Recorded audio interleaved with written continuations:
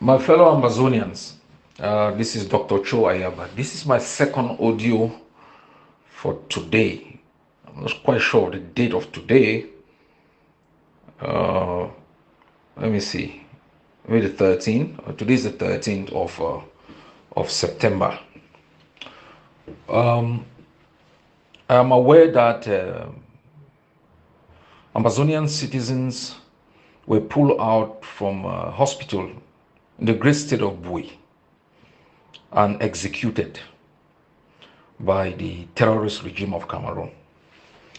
These were defenders of our freedom under the command of General Maddock. First, on behalf of our people, let me send my condolences to General Maddock, the family of our fallen heroes, and to the brave men defending our freedom.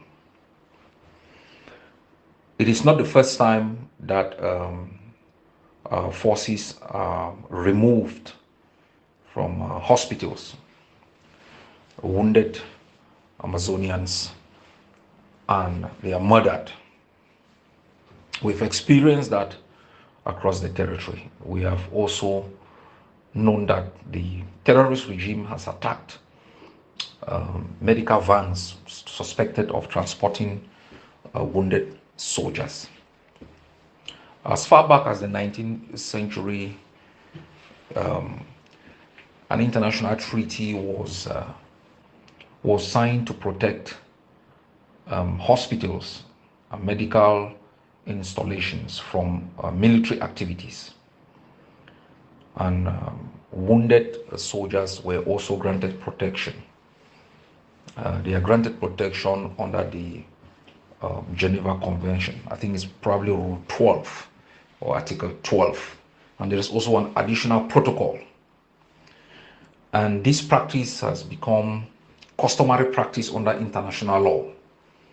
So whether you are a signatory of the Geneva Convention or not, you must subscribe to this international law principle that medical facilities, hospitals, and wounded soldiers shall not be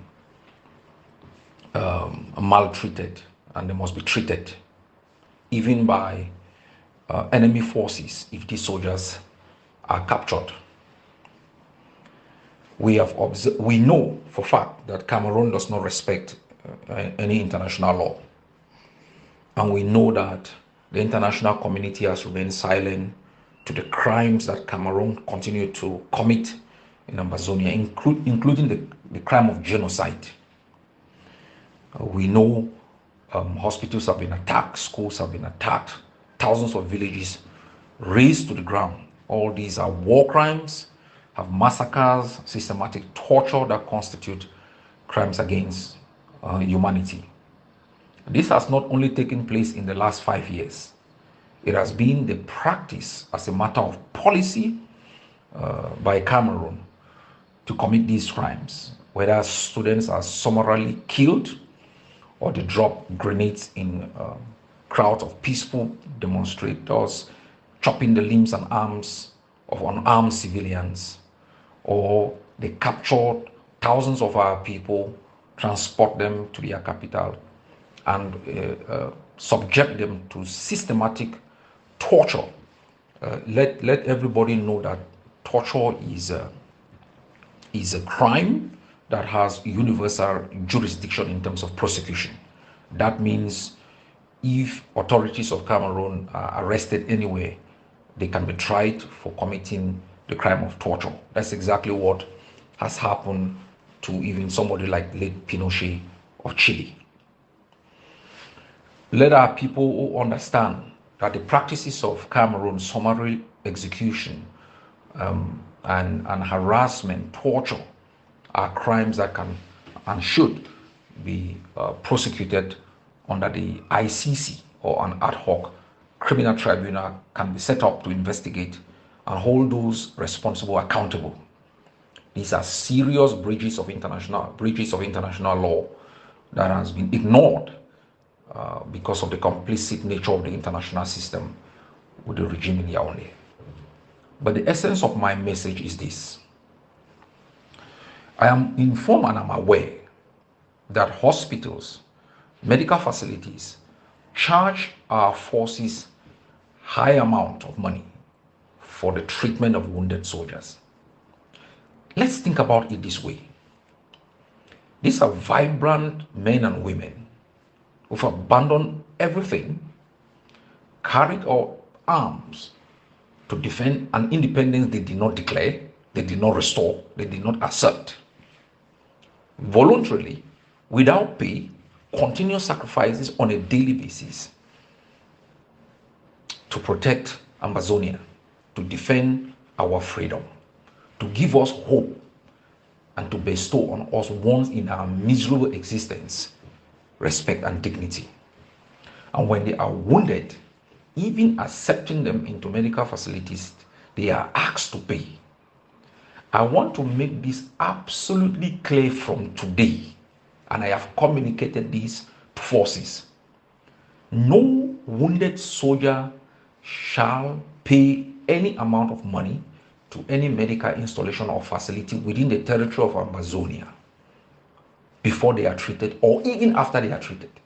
They shall be treated for free by all medical institutions as their own contribution to the struggle for the protection of the territorial integrity of Amazonia, the defense of our freedom and our independence. This must be made abundantly clear. Any hospital, any medical institution that continue to charge this will be classified, will be reclassified as a business and profit-making institutions, and you will be charged liberation tax. I also make this pledge to these medical installations. We will time and again mobilize resources through civil society actions to make sure that we can support those medical facilities and hospitals that are struggling. We understand that staffs are paid and individuals are paid, so they have to make money. But we don't have wounded soldiers every day. We don't have wounded soldiers every week. And for doctors not to provide their services for free is a dereliction of duty, it's a disgrace. And going forward, any hospital that shall charge wounded soldiers, we will reclassify that particular hospital as a business institution, and you will be forced to pay liberation taxes, or the consequences for not fulfilling this obligation will fall on you. Every Amazonian has an obligation in the defense of our freedom and our homeland. It is not left to the soldiers. Ukraine shut its borders for everybody above the age of 20. Everyone in Israel is obliged to be part or undergo military service for the defense of the homeland. Only in our society, because of these 60 years of colonialism, intoxication, that communities will sit quietly and allow children and allow boys and girls, that even Amazonians who are inside the enemy force will allow untrained men to defend the freedom of 8 million people, that they don't have the stamina, they don't have the courage to defect and join their brothers and sisters in fighting and defeating a genocidal regime that has taken over our country. What the hell really entered our mindset? Why can't Amazonians sacrifice? Why do they spend time complaining from day 1 to day 2? From 1961, we've been complaining. We've been trying to excuse ourselves. We've been trying to blame each other. No, when your home is attacked, you fight back. That's what makes you human. You protect your children. You don't start blaming the neighbor. You don't start blaming your husband. You don't start blaming your wife. You don't start complaining. Leave complaints in the future. It is time to fight. It is time to defend the flag, the anthem, the freedom for which others have died. Amazonians, rise up. The enemy stares at you with unmistaken clarity, its intentions written on their forehead. Rise up, my people. Others did it. Others sacrifice.